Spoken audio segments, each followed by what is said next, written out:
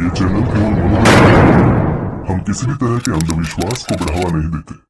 Subscribe करें और देखें फ्राइडे, एक दिल दहला देने वाली हॉरर। संतोष ने अपनी बेटी नेहा से कहा, बेटा यहाँ तो कोई नहीं है, तुम किसकी बात कर रही हो? नेहा ने फिर कहा, पापा अभी तो वो दोनों यहीं थे, पर जब आप लोग आते हो तो वो चले जाते हैं। उन्होंने कहा वो बस मुझसे ही बात करेंगे और बस मेरी ही दोस्त है। तभी यह देखकर प्रीति रोने लगी और संतोष पर चिल्लाने लगी, देखो मैंने तुम्हें मना कर रही थी ना, इस घर में मत आओ मत आओ, ये घर बहुत अजीब है। सही कह रहा था वो टैक्सी वाला, लेकिन तुम्हें तो किसी की बात समझ ही नहीं आती है। संतोष ने फिर प्रीति से कहा, प्रीति चलो खाना खाकर अब सो जाते हैं। तभी नेहा ने कहा, पापा मैं अभी थोड़ी देर में आऊंगी, अभी मैं अपने फ्रेंड के साथ और खेलूंगी।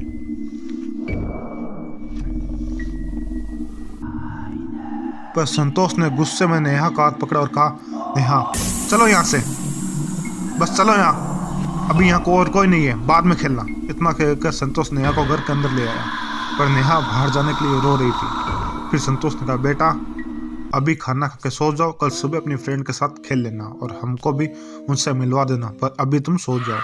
लेकिन नेहा लगातार रो रही थी और बस यही बोल रही थी, नहीं मुझे बाहर जाना है और अपनी फ्रेंड के साथ खेलना है, वो दोनों बहुत अच्छी है, मुझे बस उन दोनों के साथ ही खेलना है, मुझे जाने दो गार्डन में।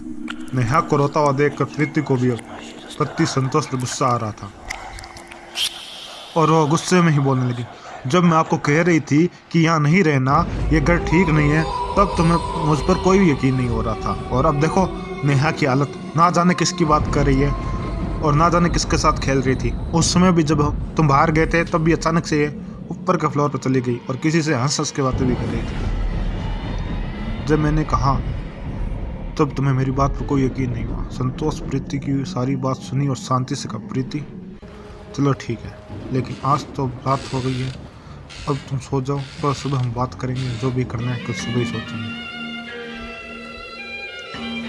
उसके बाद वो तीनों खाना वगैरह खाकर सो जाते हैं और वैसे ही आज दिन भर के थके हुए थे, तो बिस्तर पर लेटते ही संतोष को नींद आ गई। लेकिन प्रीति इतने सारे हादसे देखने के बाद कहाँ सोने वाली थी, उसकी नींद तो वैसे ही उड़ी हुई थी। उसके मन में लगातार बस यही सब बातें गूंज रही थी।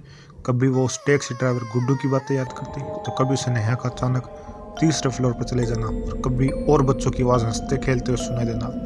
यही सब सोचते सोचते प्रीति बिस्तर पर लेटी हुई थी और शायद तभी उसकी आंख भी लग गई। लेकिन थोड़ी देर में अचानक हुई एक आवाज़ से प्रीति की आंख फिर तुरंत खुल गई और प्रीति ने जो देखा उसके बाद प्रीति के हलक में एक जोरदार डरावनी चीख निकली और चीखते ही प्रीति अपने बेड से सीधा नीचे जमीन पर गिरी और जमीन पर पड़े पड़े हुई प्रीति अपनी आंखों से साफ साफ देख पा रही थी कि एक सर कटी हुई औरत इनके कमरे के दरवाजे पर खड़ी हुई है और उसके साथ दो छोटी छोटी लड़कियां भी हैं और उनके भी सर कटे हुए थे। ये सब देखने के बाद तो मानो प्रीति की जान ही निकल गई हो और उसके चीखने की आवाज़ बड़ी तेज निकली थी और उसी आवाज़ से संतोष की आंख भी तुरंत खुल गई और उसने देखा कि प्रीति नीचे जमीन पर पड़ी रो रही है। संतोष ने तुरंत प्रीति को उठाया और उसको संभालते हुए पूछने लगा, क्या हुआ, तुम क्यों रो रही हो और नीचे कैसे गिरी? लेकिन प्रीति इतना ज़्यादा डरी हुई थी और घबराई हुई थी कि प्रीति के हलक से आवाज़ भी नहीं निकल पा रही थी।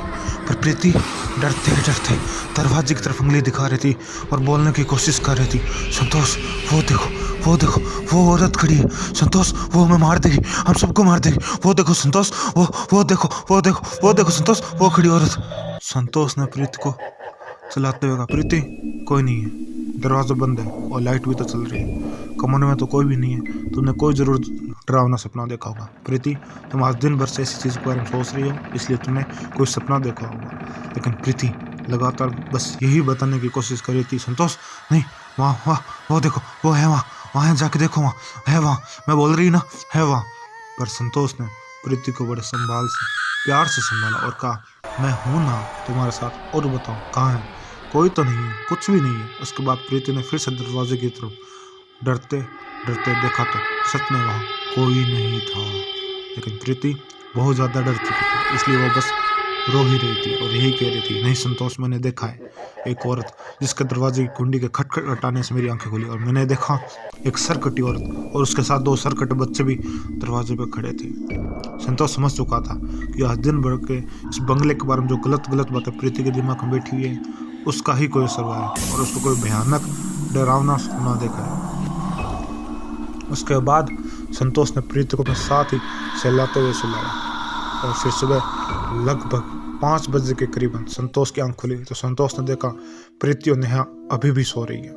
संतोष को पता था वैसे भी कल से उसकी वाइफ और उसकी बेटी थकी हुई थी और बहुत परेशान थी, इसलिए उसने उन्हें सोने देना ही ठीक समझा। और संतोष को आज स्कूल पढ़ाने के लिए भी जाना था, इसलिए संतोष नहा धोकर फ्रेश हुआ और तैयार होकर उसने चाय बनाकर अपनी वाइफ को बेड पर ही लाकर दिया। और फिर तभी प्रीति की आंख भी खुली और उसने देखा काफ़ी उजाला हो गया। और फिर संतोष ने कहा, आज मुझे स्कूल भी जाना है, अब तो तुम उठ जाओ, लेकिन कल रात जो भी हुआ वो प्रीति बिल्कुल भी नहीं भूल सकती थी।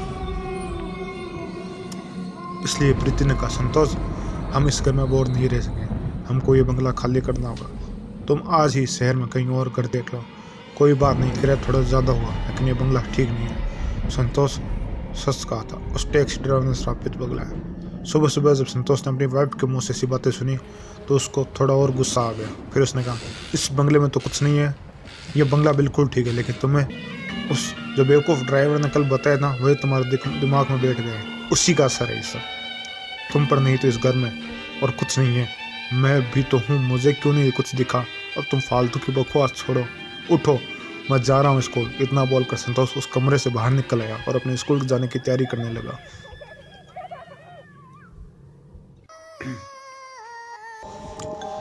प्रीति भी अब अपने बिस्तर से उठ गई थी। तभी उसने नेहा को देखा तो प्रीति को ऐसा लगा कि नेहा की सांसें बहुत तेज चल रही थी। उसके बाद प्रीति ने उसके चेहरे पर हाथ लगाए तो इस सर्दी के मौसम में भी नेहा का बदन बहुत गर्म था, मानो बुखार से उसका पूरा शरीर तप रहा हो। यह देखकर प्रीति घबरा गई और उसने संतोष को बाहर से तुरंत बुलाया और संतोष ने भी आकर देखा कि नेहा को बहुत तेज बुखार है। संतोष ने कहा, तुम इसके पास ही रुको, मैं भी बाहर कहीं डॉक्टर हो तो उसको लेकर आता हूँ। इतना बोलकर संतोष बाहर सड़क पर गया और 2 लोगों को पता करने के बाद पता चला डॉक्टर तो राजपुर में मिल जाए। तो संतोष के पास यहाँ पर अभी कोई बाइक वगैरह तो थी नहीं, तो संतोष ने रोडवेज विक्रम में बैठ कर राजपुर चला गया। वो राजपुर में क्लिनिक पर गया तो पता चला डॉक्टर तो 9 बजे से पहले नहीं आते। संतोष काफ़ी देर तक ये बैठा हुआ इंतजार कर रहा था, लेकिन अभी तो 7 ही बज रहे थे।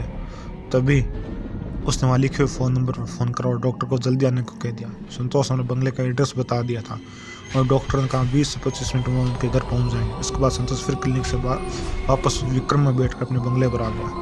घर में पहुँच उसने देखा उसकी वाइफ नेहा को पकड़ कर रो रही है, उसे सहलाने में लगी थी। संतोष ने जाते ही नेहा को गोद में उठा लिया और नेहा का तुम्हारा कोई होश ही नहीं था, वो बिल्कुल भी बेसुध थी और उसकी सांसें बहुत तेज तेज चल रही थी और उसका बदन जलती हुई आग की तरह तप रहा था।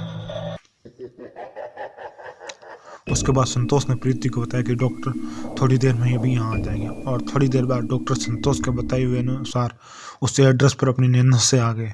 संतोष बाहर ही डॉक्टर का इंतजार कर रहा था, इसलिए उसे डॉक्टर बाहर गेट पर ही मिले और वो उन्हें लेकर अंदर साथ में चला गया और उसने बताया कि उसकी बेटी की हालत बहुत ज़्यादा ही ख़राब है।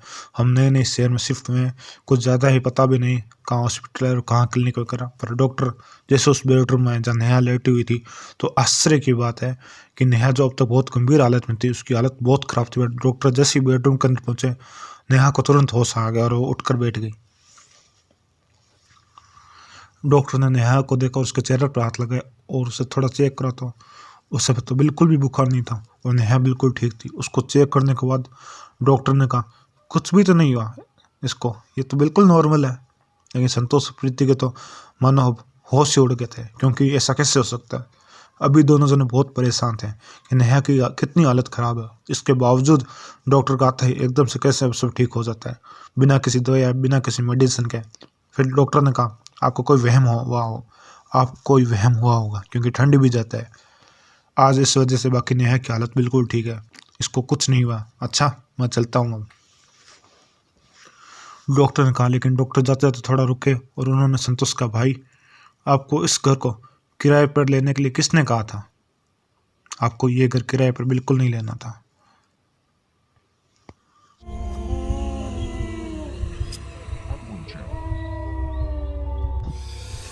भूत प्रेत होते हैं या नहीं होते, ये तो जो मानते हैं उनके लिए होते हैं, जो नहीं मानते उनके लिए कुछ नहीं होता। लेकिन जिन जिन का सवाल भूत प्रेत आत्मा या परछाई कुछ भी बोल, उनसे एक बार मुलाकात जरूर, तो वो जो भी बताते हैं आप उस पर विश्वास करो या ना करो, लेकिन उसकी बात को बतला नहीं सकते, क्योंकि जिसके साथ होता है उसी को पता होता है। इसलिए इन सब चीज़ों से भूत प्रेत आत्मा चुड़ैल कभी मजाक मत करो, और ऐसी बातों को कभी मजाक में मत लो। आप मानो या ना मानो ये आपकी मर्जी, लेकिन उनके साथ खेलने की गलती कभी मत करना, क्योंकि ये आपको बहुत नुकसान और बहुत ज़्यादा ही नुकसान पहुंचा सकती है। इससे आपको तो हानि होगी ही होगी, आपके परिवार वालों को नुकसान पहुंच सकती है। ऐसा मैं इसलिए बोल रहा हूं कि आपको कभी भी कोई भी परेशानी ना हो। आप अपना ध्यान रखिए और स्वस्थ रहिए। अगर आपको मेरी कहानी अच्छी लगी हो तो मेरे चैनल को लाइक शेयर और सब्सक्राइब कर दो। आपको ऐसी हमेशा नई नई वीडियो आती रहेगी। मेरे चैनल को जाने से पहले सब्सक्राइब जरूर करते हैं, सब्सक्राइब, और हाँ, जाने से पहले चैनल को सब्सक्राइब जरूर करते हैं।